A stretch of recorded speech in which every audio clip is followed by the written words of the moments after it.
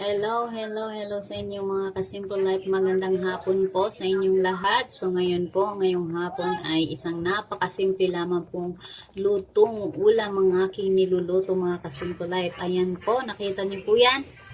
Yan po ay sinigang sa sardines na may vegetables na upo, gabi at talbos ng kamote. Subukan nyo po yan mga ka-Simple Life sa mga kumakain po ng sardinas. Yan po ay masarap na sinigang at ang ginamit ko po ng pampaasim ay ang kalamansi. Kalamansi po mga ka-Simple Life ang aking ginamit pang asim. So ayan na nga po, luto na po yan. So let's go. Thank you for watching everyone. God bless.